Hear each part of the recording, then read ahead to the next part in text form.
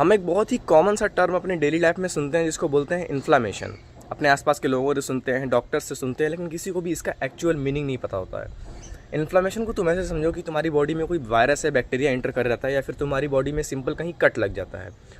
तो जहाँ कट लगा होता है वहाँ पे स्वेलिंग होने लगती है, रेडनेस हो जाती है, ब्लीडिंग होने लगती है, पेन होने लगता है। तो ये सब जो सिम्टम्स तुम एक्सपीरियंस कर रहे होते हैं ना, ये तुम्हारी बॉडी रिकवरी फेज़ में होती है। तो यही जो रिकवरी फेज़ होता है, जो तुम्हारा इम्यून सिस्टम ट्रिगर कर देता है, तो इसी इम्यून सिस्टम के रिस्पॉन्स को ही इन्फ्लामेशन करते हैं।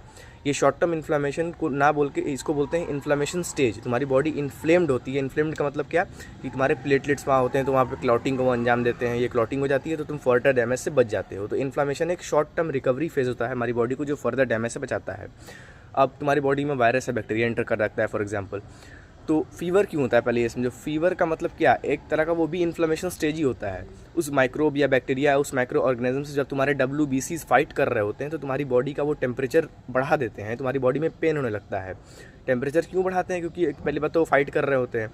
तो जब वो फाइट कर रहे होते हैं तो उसकी इफेक्ट को वीक करने के लिए, माइक्रोब्स की इफेक्ट को वीक करने के लिए, बैक्टीरिया वायरसेस के इफेक्ट को कम करने के लिए इन्फ्लामेशन होता है। क्योंकि इफेक्ट भी कम होगा और तुम्हारी बॉडी उससे रिकवर भी कर पाएगी, और एक अच्छा माहौल मिलता है WBCs को, उनको बैक्टीरिया वायरसेस को फाइट करने के लिए।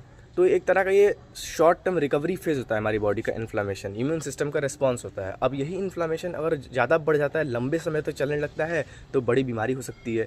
अगर वही जो सेल्स हैं जो रिसीव कर रहे होते हैं सिग्नल्स तुम्हारे WBC से, अगर वही अनकंट्रोलेबली डिवाइड करने लग जाएँ, अनकंट्रोलेबली रिस्पॉन्ड करने लग जाएँ, तो उसी से कैंसर हो जाता है, हार्ट डिजीज़ हो जाती हैं, डायबिटीज़ हो जाता है।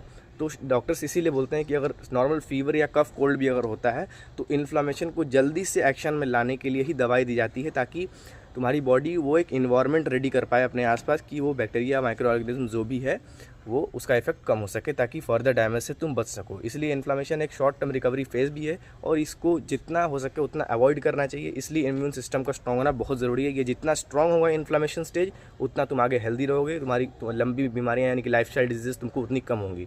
इसलिए इम्यून सिस्टम को स्ट्रॉन्ग रखो। B rational.